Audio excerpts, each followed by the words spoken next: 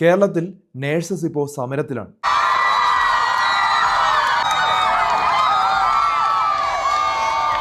ഇത് ശരിക്കും നമ്മൾ മനസ്സിലാക്കേണ്ട കുറച്ച് കാര്യങ്ങൾ ഇതിനകത്തുണ്ട്. ഇത് മനസ്സിലാക്കിയാൽ നമുക്ക് എല്ലാവർക്കും ഗുണം ചെയ്യുന്നൊരു കാര്യമാണ്.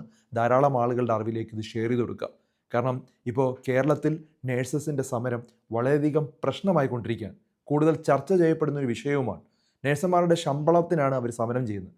ഈ വിഷയത്തെക്കുറിച്ച് സംസാരിക്കുമ്പോൾ നമ്മൾ ആദ്യം മനസ്സിലാക്കേണ്ട ഒരു കാര്യം എന്തെന്ന് പറഞ്ഞാൽ, നേഴ്സുമാർ ആരോഗ്യ സംവിധാനത്തിൻ്റെ അത്യാവശ്യമായിട്ടുള്ളൊരു തൂണാണ്. ഒരു ആശുപത്രിയിൽ ഒരു രോഗി എത്തുന്ന സമയത്ത് ആദ്യം കൈപിടിച്ച് നിൽക്കുന്നത് പലപ്പോഴും ഡോക്ടർമാരല്ല, നേഴ്സുമാർ തന്നെയാണ്. മരുന്ന് കൊടുക്കുന്നതും രോഗിയുടെ അവസ്ഥ നിരീക്ഷിക്കുന്നതും രാത്രി മുഴുവൻ കൂടെ നിൽക്കുന്നതും പരിപാലിക്കുന്നതും എല്ലാം നേഴ്സുമാർ തന്നെയാണ്. അവരുടെ ജോലി വെറും ഒരു ജോലി മാത്രമല്ല, അത് രോഗിയുടെ ജീവിതത്തിനെ നേരിട്ട് ബാധിക്കുന്ന ഉത്തരവാദിത്തമുള്ള ഒരു ജോലി തന്നെയാണ്. പക്ഷേ ഇന്ന് കേരളത്തിൽ പല നേഴ്സുമാരും ഉയർത്തുന്ന ഒരു പ്രധാന പ്രശ്നം ശമ്പളം തന്നെയാണ്. പല സ്വകാര്യ ആശുപത്രികളിലും തുടക്ക ശമ്പളം വളരെ കുറഞ്ഞതാണെന്നാണ് അവർ പറയുന്നത്. പഠനം പൂർത്തിയാക്കാൻ വർഷങ്ങളോളം ചെലവഴിച്ച് ഫീസ് അടച്ച് പരിശീലനം നേടി ആശുപത്രിയിൽ ജോലി തുടങ്ങുന്ന സമയത്ത് ജീവിത ചെലവുകൾക്ക് പോലും താങ്ങാനാവാത്ത ശമ്പളമാണ് അവർ ലഭിക്കുന്നതാണ് പറയുന്നത്. അത് വളരെ വിഷമമായിട്ടുള്ളൊരു കാര്യം തന്നെയാണ്. നമ്മുടെ ഇന്ത്യയിൽ കുറച്ച് വർഷങ്ങളായിട്ട് നോക്കുവാണെങ്കിൽ വാടക, ഭക്ഷണം, യാത്ര, കുടുംബ ബാധ്യതകൾ എല്ലാം കൂടെ കണക്കാക്കുമ്പോൾ ശമ്പളം തികയുന്നില്ല. കാരണം ചെലവ് കൂടിക്കൊണ്ടിരിക്കുകയാണ്. അതുകൊണ്ട് നിരവധി നേഴ്സുമാർ വിദേശത്തേക്ക് പോകാനായിട്ട് തീരുമാനിക്കുന്നു. കേരളം നേഴ്സുമാരെ പരിശീലിപ്പിക്കുന്നു, പക്ഷേ അവർ ലോകത്തിൻ്റെ പല രാജ്യങ്ങളിലേക്കും കുറച്ച് വർഷം കഴിയുമ്പോൾ ഒഴുകിപ്പോയിക്കൊണ്ടിരിക്കുന്ന ഒരു സാഹചര്യം നമുക്ക് ക്ലിയറായിട്ട് കാണാനായിട്ട് പറ്റും. അതേസമയത്ത് ഈ സമരത്തിൻ്റെ മറ്റൊരു വശവും നമ്മൾ കാണാൻ മറക്കരുത്. ആശുപത്രി എന്നൊരു സാധാരണ സ്ഥാപനമല്ല.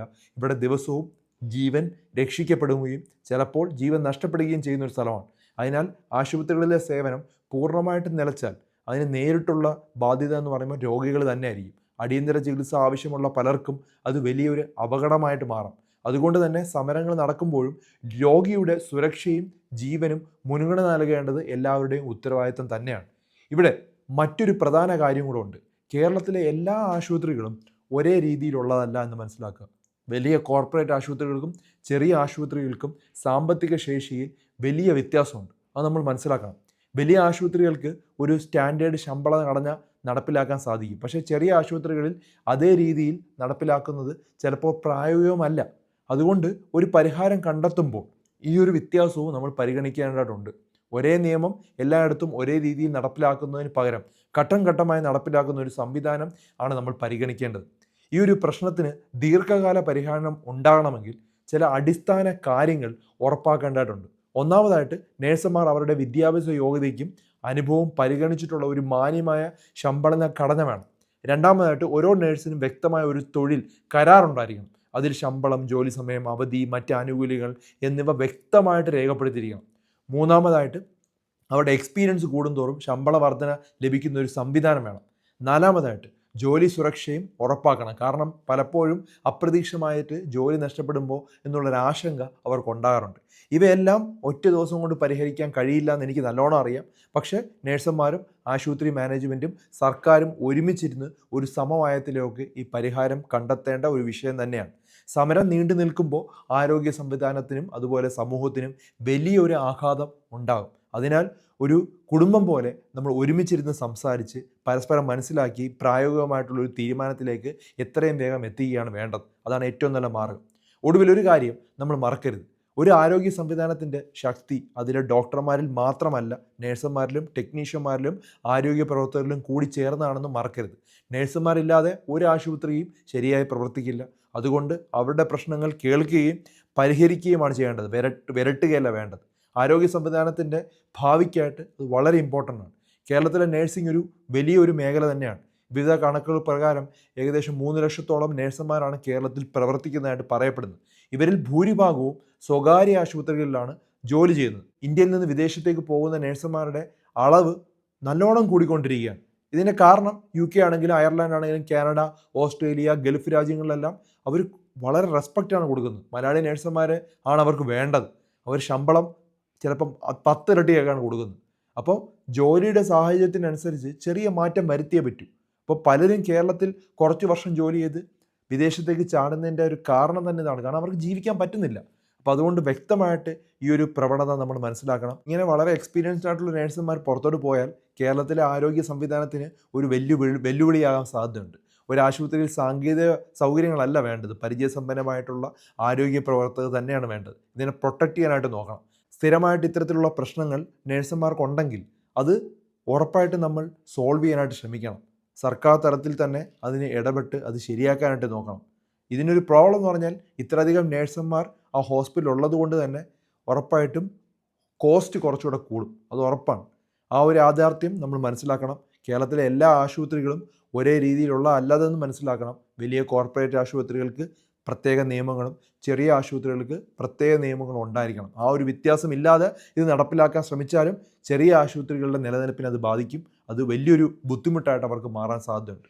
ഇപ്പോൾ ഒരു ശമ്പള നയം രൂപപ്പെടുത്തുന്ന സമയത്ത് ആശുപത്രികളുടെ ശേഷിയും ഇതുപോലുള്ള എത്ര ബെഡ്സും അവൈലബിൾ ആണ്, അങ്ങനെയുള്ള പ്രായോഗികമായിട്ടുള്ള കാര്യങ്ങൾ ചർച്ച ചെയ്തിട്ട് വേണം ഒരു സാലറി ഫ്രെയിം വർക്ക് രൂപപ്പെടുത്തേണ്ടത്. അപ്പോൾ ഇതെല്ലാം കാര്യമായിട്ട് നോക്കുക, ഇതുപോലുള്ള പ്രോപ്പറായിട്ട് സ്ട്രക്ചർ ഉണ്ടാക്കുക. അടുത്ത ഒരാഴ്ച കൊണ്ട് ഇത് സോൾവ് ചെയ്യാൻ പറ്റുമെന്നാണ് ഞാൻ കരുതുന്നത്. നേഴ്സുമാരുടെ ശമ്പളം കുറച്ചുകൂടെ കൂട്ടുമെന്ന് തന്നെയാണ് ഞാൻ കരുതുന്നത്. ഒരു 10 വർഷം അനുഭവമുള്ള ഒരു നേഴ്സിന് ഉള്ള സെയിം ശമ്പളമല്ല ഒരു എക്സ്പീരിയൻസ് കഴിഞ്ഞിട്ടുള്ള ഉടനെ ജോയിൻ ചെയ്യുന്ന ഒരു നേഴ്സിന് കൊടുക്കേണ്ടത്. അതിനൊരു വ്യത്യാസം ഉണ്ടാവണം. അതും പല സ്ഥലത്തും നടക്കുന്നില്ല. അപ്പോൾ അതും ശ്രദ്ധിക്കേണ്ട ഒരു കാര്യം തന്നെയാണ്. ഇങ്ങനെ ഇത് പ്രോപ്പറായിട്ട് കുറച്ച് നിയമങ്ങളൊക്കെ വന്നു കഴിഞ്ഞാൽ ഈ പ്രശ്നം പരിഹരിക്കാം. അതുപോലെ തന്നെ ജോലി നിബന്ധനകളിലും വ്യക്തത വേണം. ജോലി സമയം, വിശ്രമ സമയം, ഓവർ ടൈം, ലീവ്, ഇൻക്രിമെൻറ്റ്, ഇതിനെക്കുറിച്ചുള്ള വ്യക്തമായ മാർഗ്ഗരേഖകൾ ഉണ്ടാക്കിയാണ് വേണ്ടത്. ഈ മാർഗ്ഗരേഖകൾ ഇല്ലാത്തതുകൊണ്ടാണ് പല ആളുകളും പല രാജ്യങ്ങളിലോട്ട് മാറുന്നത്. ഓക്കെ, അപ്പോൾ തൊഴിലാളികളും സ്ഥാപനങ്ങളും ഒരുപോലെ ഇരുന്ന് ഇത് ചർച്ച ചെയ്ത് തീരുമാനമെടുക്കണം. നേഴ്സുമാരുടെ പരിശീലനവും കഴിവും വർദ്ധിപ്പിക്കുന്ന തരത്തിലും ട്രെയിനിങ്ങുകളും ഹോസ്പിറ്റലിൽ കൊടുക്കണം. ലോകത്തിൻ്റെ പല രാജ്യങ്ങളിലും കേരളത്തിലെ നേഴ്സുമാരെയാണ് തിരഞ്ഞെടുക്കുന്നത്. പക്ഷേ അവർ അപ്ഗ്രേഡ് ചെയ്യാണ്, അവർ കൂടുതൽ കാര്യങ്ങൾ പഠിച്ച് അവർ മുന്നോട്ട് പോയിക്കൊണ്ടിരിക്കുകയാണ്. അപ്പോൾ കേരളത്തിലും അത്തരത്തിലുള്ള ട്രെയിനിങ്ങുകളും പരിശീലന പരിപാടികളും പ്രൊഫഷണൽ ഡെവലപ്മെൻറ്റിന് വേണ്ടിയുള്ള കോഴ്സുകളും ഇടയ്ക്കിടയ്ക്ക് ഹോസ്പിറ്റലിൽ ചെയ്യണം. ഒരിക്കൽ ജോയിൻ ചെയ്ത് കഴിഞ്ഞാൽ ആ അറിവിൽ തന്നെയല്ല അവർ ജീവിതകാലം മൊത്തം ജീവിക്കേണ്ടത്. അവരുടെ അറിവ് ഇമ്പ്രൂവ് ചെയ്തുകൊണ്ടിരിക്കണം.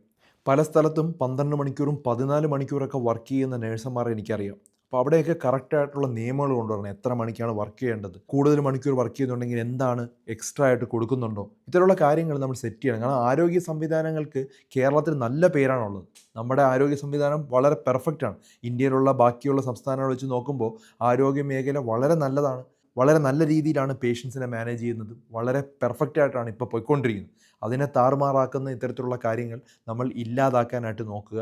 പ്രോപ്പറായിട്ട് ഡിസ്കസ് ചെയ്ത് എത്രയും പെട്ടെന്ന് ചർച്ച ഒത്തുതീർപ്പാക്കാനായിട്ട് നോക്കുക. പല ആളുകളും ചോദിക്കാം, എന്തുകൊണ്ട് ഡോക്ടർ UAE പോയിരുന്ന് ഇതുപോലെ സംസാരിക്കുന്നതെന്ന്. അപ്പം ഞാൻ അബുദാബിയിലോട്ട് വരാൻ പല കാരണങ്ങളുണ്ട്. എന്നെ അബുദാബി ഗവൺമെൻറ് തന്നെ ഇൻവൈറ്റ് ചെയ്തിട്ടാണ് ഞാൻ വന്നത്. പിന്നെ വന്നതിന് ശേഷം ഞാൻ പിന്നെ ഇവിടെ അങ്ങ് ആയെന്നേ ഉള്ളൂ.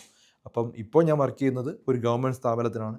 വളരെ സമാധാനമാണ്, വളരെ ഡ്യൂട്ടി കുറവാണ്. പണ്ട് ഞാൻ 7 ദിവസം കണ്ടിന്യൂസ് ആയിട്ട് വർക്ക് ചെയ്ത് 30 ദിവസവും വർക്ക് ചെയ്തുകൊണ്ടിരുന്നു. എല്ലാ ദിവസവും ലീവ് എടുക്കാതെയൊക്കെ വർക്ക് ചെയ്തുകൊണ്ടിരുന്നു.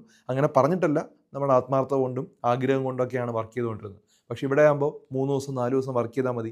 ഫാമിലിയായിട്ട് ടൈം സ്പെൻഡ് ചെയ്യാൻ പറ്റുന്നുണ്ട്, കുറേ കാര്യങ്ങൾ ചെയ്യാൻ പറ്റുന്നുണ്ട്, ബുക്കുകൾ എഴുതാൻ പറ്റുന്നുണ്ട്, വീഡിയോസ് ചെയ്യാൻ പറ്റുന്നുണ്ട്. അപ്പോൾ അതുകൊണ്ടൊക്കെ കൊണ്ട് ആണ് ഇവിടെ വന്നത്. നമ്മളിന്ന് സംസാരിച്ചത് നേഴ്സുമാരുടെ ശമ്പള വർധനയെക്കുറിച്ചാണ്. അതിനെ പ്രായോഗികമായിട്ട് എന്തൊക്കെ തീരുമാനങ്ങൾ എടുക്കാമെന്നുള്ള കാര്യവും ഞാൻ വ്യക്തമായിട്ട് പറഞ്ഞിട്ടുണ്ട്. അപ്പോൾ ധാരാളം ആളുകളുടെ അറിവിലേക്ക് ഇത് ഷെയർ ചെയ്ത് കൊടുക്കുക.